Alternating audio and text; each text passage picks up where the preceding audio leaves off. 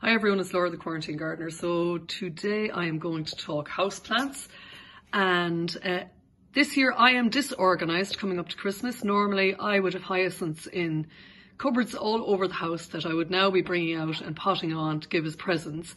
However, my disorganisation this year is fabulous because the lovely Lara from Dr. Clare's Apothecary gave a present of hyacinths in this gorgeous, I think it's birch bark, it is, birch container, and they were put up in the attic, left since last year with nothing done, and here you can see they're sprouting, and we will have lovely hyacinths in the new year. So just to show you that sometimes being disorganised is actually a help. Okay, so then I'm just going to look over here at some of our houseplants, and here you can see Christmas cactus. Every year it gets me, every year I'm convinced it will still be in colour at Christmas. This has been in colour since early November, so it's given a great season, but it will, as always, go just before Christmas. And so yeah, I'll be sprucing up the houseplant section here with some indoor cyclamen later, just to give it that lovely festive feel. Okay, and again, Begonia rex, you can see here, is another beautiful foliage plant with those lovely red leaves. So that's another nice one to have for Christmas. And then I just have general Schleifera and Ficus benjamina. That's you can see there, bonsai ficus, which is beautiful. So just some nice foliage colour here. And then I'm going to move over here. And as always, the red and white chrysanthemums are fabulous for this time of year. Tidying up the house plants, you can see here there are several aloe vera cuttings, and as you can see, we're just growing them on in water, and you can see the roots forming there.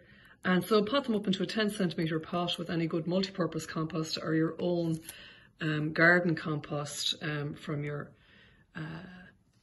brown and green waste. And yeah, that's it. Okay, and again, you can see, again, we have here Sempervivum,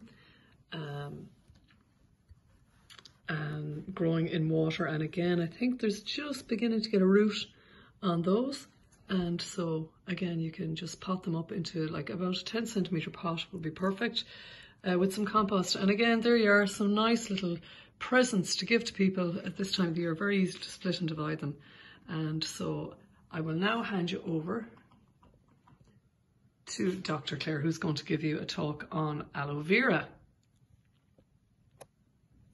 This is from this plant here, and what happened one day was I knocked it over because, again, we need to replant these.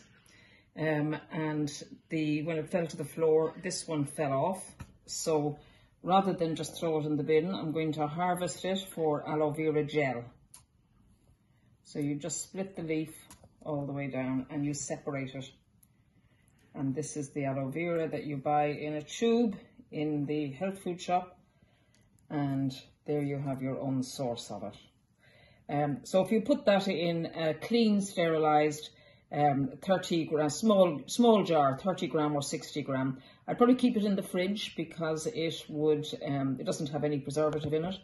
And it will probably keep for about 3 months. And if it's in the fridge, it's handy for a burn against the grill.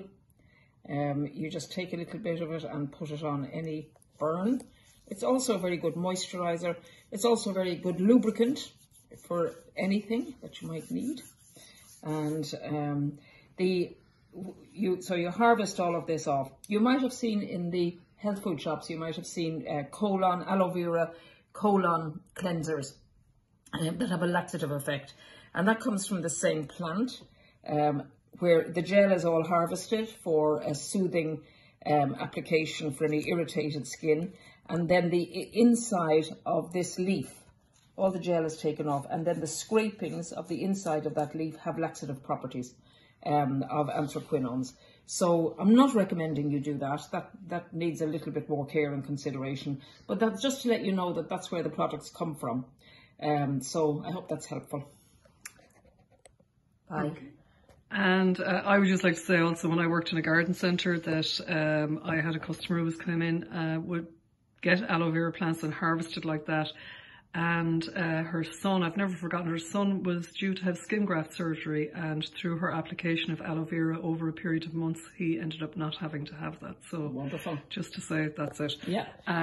You can add a couple of drops of lavender, which makes it smell nice, and it also acts as a little bit of preservative.